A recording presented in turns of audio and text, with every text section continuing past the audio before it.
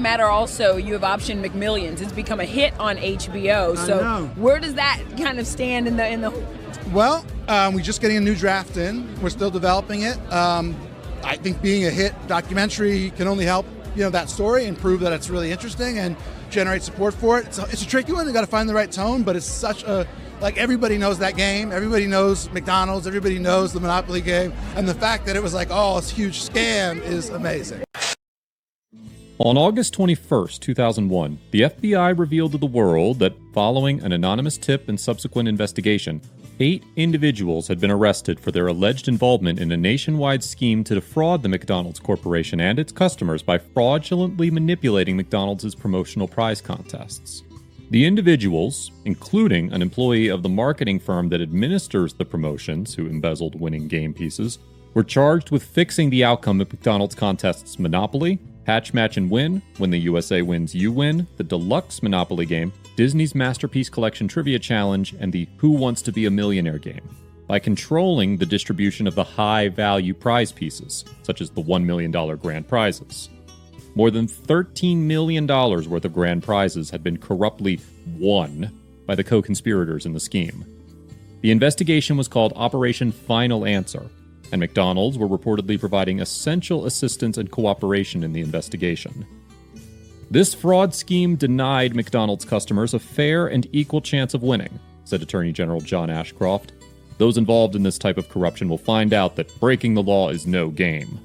Simon Marketing Incorporated, headquartered in Los Angeles, was contracted by McDonald's to administer its promotional games in producing and distributing the high-value game pieces. Simon was responsible for ensuring the integrity of the promotional games and the legitimate distribution of said pieces. And yet, prior to distribution, a Simon employee embezzled the winning high-value game pieces and conspired to have individuals fraudulently claim to be winners. The complaint alleged that Jerome Jacobson, an employee in the security department of the Lawrenceville, Georgia office of Simon Marketing, and other persons outside of Simon were the ultimate distributors of the prize pieces for the promotional games. The government alleged that Jacobson provided the winning game pieces to friends and associates who acted as recruiters. These recruiters then solicited individuals who falsely and fraudulently represented that they were the legitimate winners of the McDonald's game. After the winners received prize checks from either Simon or McDonald's, the winners shared a portion of the proceeds with their recruiters, who in turn provided a portion of the proceeds to Jacobson. High-value game pieces include cash prizes of up to $1 million. The following month, a federal grand jury in Florida indicted 21 persons on charges of mail fraud in a nationwide conspiracy to defraud McDonald's and its customers of $20 million by rigging the contests. The indictment targeted Jerome P. Jacobson, Director of Security for Simon Marketing, Inc., and others in the embezzlement scheme dating back to the 1980s. Court-authorized wiretaps targeted a number of the suspected co-conspirators. The monitored conversations revealed cover stories, concealment schemes, and fraudulent addresses. They also included discussions about income tax consequences, recruitment problems, money distribution schemes, and even discussions about how to pressure McDonald's to pay the winnings faster. And the subsequent trial of Jacobson and his team of winners did the rounds in all the major outlets at the time, with most of the stories dated September 10th, 2001. The story would disappear overnight, however, as the following morning, America fell victim to a series of coordinated attacks on a day that would change the world forever. 11 years later, in 2012, filmmaker James Lee Hernandez was watching videos and reading articles on the website Reddit late one night when he came across a fascinating Today I Learned user post titled, "Today, I learned nobody really won McDonald's Monopoly game." The article came with an attached link to a small write-up in a local newspaper. And this was the spark for Hernandez's eureka moment. The only problem was the seeming lack of details available. Hernandez then filed a Freedom of Information request that finally went through after 3 years. When asked by reporter Megan McLaughlin why the story vanished from the press, Hernandez replied, "It definitely is 9/11. There are stories that get buried by things like that, and then they resurface at a certain point. If anything was going to get buried, this was the next level of burying, because for years 9/11 and the fallout of that dominated the news in general. It was not just the terrorist attack, and all of a sudden we were basically going to war on terror to retaliate.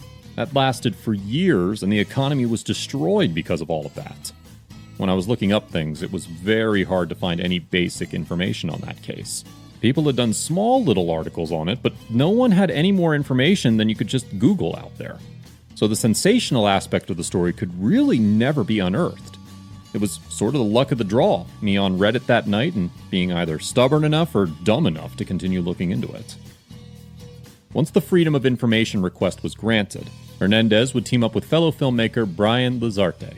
The duo would speak to the FBI agents involved with the case, discovering that this is their favorite case and no one's ever contacted them about it. Another 3 years were spent poring over documents, interviews, and court transcripts before eventually convincing the fraudulent winners to talk on camera. After many conversations about their plan to pitch a documentary that would humanize rather than villainize the people involved, the filmmakers eventually got an agreement to purchase the rights to the life story of all the main players. They also secured the exclusive participation of McDonald's themselves. After close to 2 years of self-financed research and investigation, the pair teamed up with Mark Wahlberg's production company, Unrealistic Ideas, and decided to pitch it to the network as a documentary series. Unrealistic Ideas, the production company launched by Wahlberg, Steven Levinson, and Archie Gips, would describe the work as the definitive, non-scripted version of the story, saying, "James and Brian amazed us with the materials and life rights they've acquired to this unbelievable story over the past year. This truly is a case of life being stranger than fiction." The documentary makers would impress HBO with the pitch for the would-be McMillions docuseries. "When we fully locked in with HBO, we were able to go on the road for about a month," says Hernandez. "That's when we saw the full scope of everything, and it was substantial. The hit show, as people now know, would go on to become a success, and the duo have recently secured funding from Apple for their currently in-production Untitled docuseries telling the unbelievable true story of one of the largest scams in government history." Meanwhile, back in 2014, another party would take interest in the McDonald's monopoly scam story, David Clowens. Clowens is an executive producer on the movie Argo, but has also been described as a story detective. Argo was based on the then recently declassified testimony of CIA exfiltration expert Tony Mendez in a CIA journal, in which Mendez detailed how he helped American diplomats escape the 1979 Iran hostage crisis by posing them as a group of Canadian filmmakers. Clowens had decided his niche would be finding unusual real-life stories, turning them into long-form articles, and once planted in popular publications, the stories would serve an already complete inbuilt Hollywood pitch. In a world of new media and potentially viral content, the process is nothing short of genius. He achieved success with Argo when he teamed up with reporter Joshua Behrman to write it up as an article in a 2007 Wired magazine article. Then, going on to sell the project to George Clooney's Smokehouse Pictures with Ben Affleck starring and directing. Argo went on to gross $232 million and win the Best Picture Oscar in 2013. The independent movie and TV producer is known for his meticulous research, reading through countless niche journals, RSS feeds, police blogs, library microfilm, and clippings from news outlets from around the globe in pursuit of unearthing the next great story. Looking for an equally fascinating and amazing true story that would translate to cinema, Clowens would come across the long-forgotten tale of Jerome Jacobson and the McDonald's monopoly scam deep within the newspaper archives. To uncover the story's details in depth, Clowens enlisted writer Jeff Maish. Maish and Clowens had previously united to work on a number of articles that are now in various stages of development. A Catfishing with a Happy Ending, The Uncatchable, and The Spy with No Name. "I think we share the same eye for story," Maish told Vulture Online. "I'm big on 3-act structure. I speak the same language as film producers." Clowens would say, "It's definitely a strength. With my research and the story ideas, it makes a powerful combo. That's why I think we've been able to set so many of these up." According to Collider, in 2014, a studio film executive approached Clowens looking for a Wolf of Wall Street type of movie, sending the producer scouring the web. Clowens saw a story from the New York Post dated September 10th, 2001, about a McDonald's fraud ring that had been exposed and brought to justice. The producer remembers. What catches my eye is this paragraph where the FBI went undercover doing a fake promotion, filming it, giving the guy a fake check, and there was a Ronald McDonald there. And I'm like, oh my God, this is crazy. Maish would tell the Hollywood Reporter that it took 6 months to get the court documents. They flew them from the National Archives and Records Center to a courthouse in Jacksonville, Florida. Normally, I'd scan them using an app, but no phones were allowed, so I had to manually photocopy 7 boxes of papers. I flew back to LA with 25 pounds of documents, but what I got was a treasure trove. Transcripts of very emotional, sometimes comedic confessions. Also, I knew I was onto a great story when one of the convicted winners told me McDonald's didn't want anyone to know the mob was involved. I spent 4 months writing it. Emotionally, it was a roller coaster trying to get various people to talk. I spoke to FBI investigators, McDonald's historians, dozens of staff from the printing company and the marketing company, and even a former Ronald McDonald clown. On Saturday, the 28th of July, 2018, the Daily Beast would publish the complete 8,700-word article under the title, McScam: How an Ex-Cop Rigged McDonald's Monopoly Game and Stole Millions.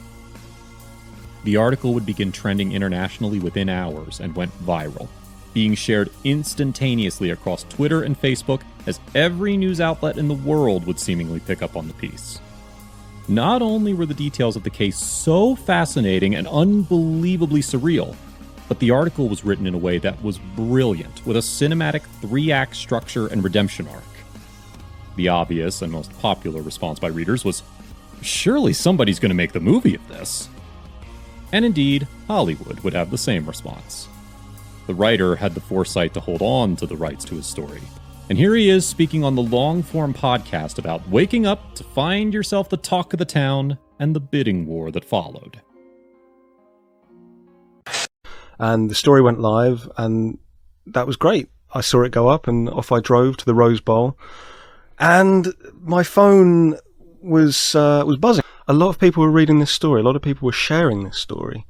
And I think it's because everybody identified with the McDonald's Monopoly game. We were all kind of characters in the story because we'd all played the game. Right, it was like everyone reading it had been conned. Exactly. Yeah. And it was a revelation.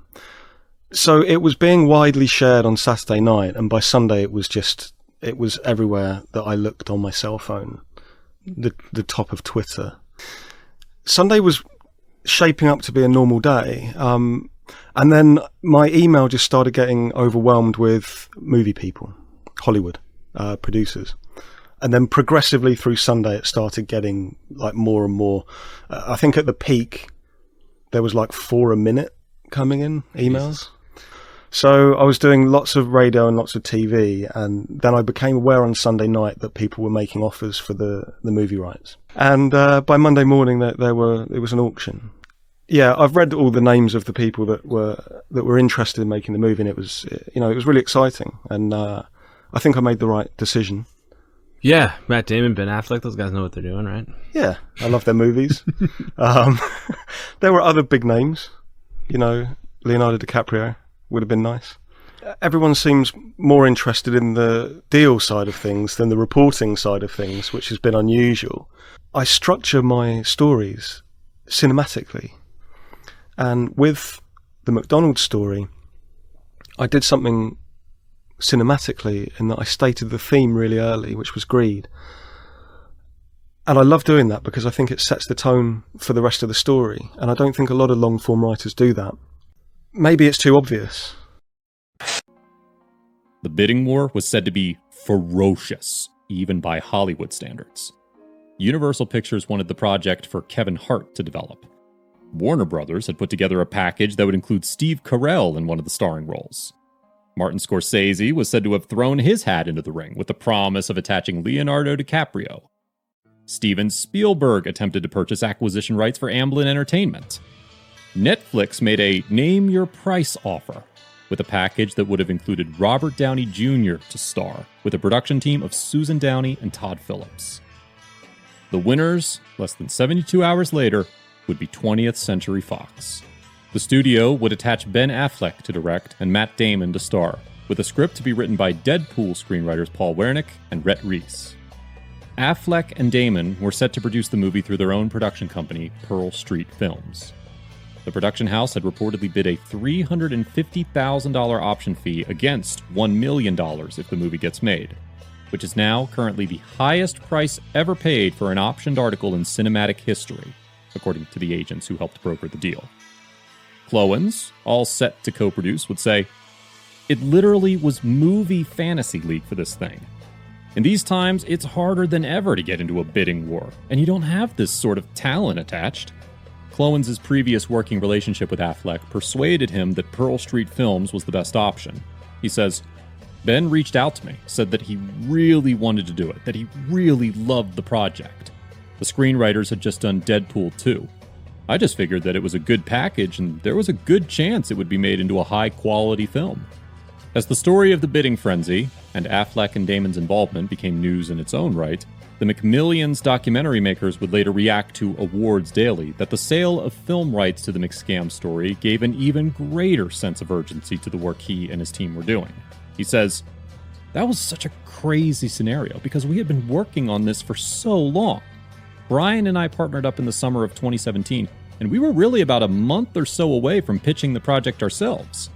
We were in communication and had approval from the FBI, setting up times to visit with the winner's side of everything. Then we get wind that the writer of that article is reaching out to some of our FBI agents.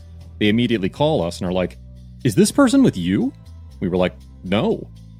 We talked to our lawyers and they said, 'So many articles come out. It's better not to be adversarial. The article will come out. Just tell your guys not to say anything.' Because we had the life rights to all of the main people. And then that article came out, and we didn't realize it was a coordinated effort by a Hollywood producer to have the article come out and to sell the rights to it as a story. We basically crammed all of the work that you would normally do, about a month's work, from Friday to Monday morning. And Brian and I just didn't sleep and finish the pitch. It didn't feel like there was an immediate rush to beat anybody. We were ready. We're on this train. Nothing should stop us from completing our journey." And that's how we approached it. Plus, we can say we somehow won a battle with Matt Damon and Ben Affleck. Here's how Jacobson pulled it off, according to the Daily Beast. Jerry Jacobson went into private security work after having served briefly as a police officer in Hollywood. His connection to the Monopoly game began when he and his wife at the time, Marcia, moved to Atlanta, where she began work as a security auditor. She helped her husband get a job with one of her clients, Dittler Brothers, which printed the McDonald's game pieces. He later moved to Simon Marketing, a company in the same area, that produced the pieces, and became the director of security at an agency that worked with McDonald's, in charge of overseeing the printing of the game pieces for the Monopoly promotion. Jacobson was responsible for taking out the high-value game pieces, putting them into envelopes, and sealing the corners with tamper-proof metallic stickers. He then transported them from the production presses to the packaging factories using a secret vest he created. This process was overseen by an independent auditor. Soon, he started slipping the prize-winning pieces to people he knew, sometimes for profit. His stepbrother, his local butcher, who paid $2,000 for a stolen $10,000 piece, his nephew, who received a $200,000 piece in exchange for $45,000. Years later, Jacobson received a package in error from a supplier in Hong Kong that contained anti-tamper seals for the game piece envelopes. He used these seals to steal game pieces on his way to the factories around the United States.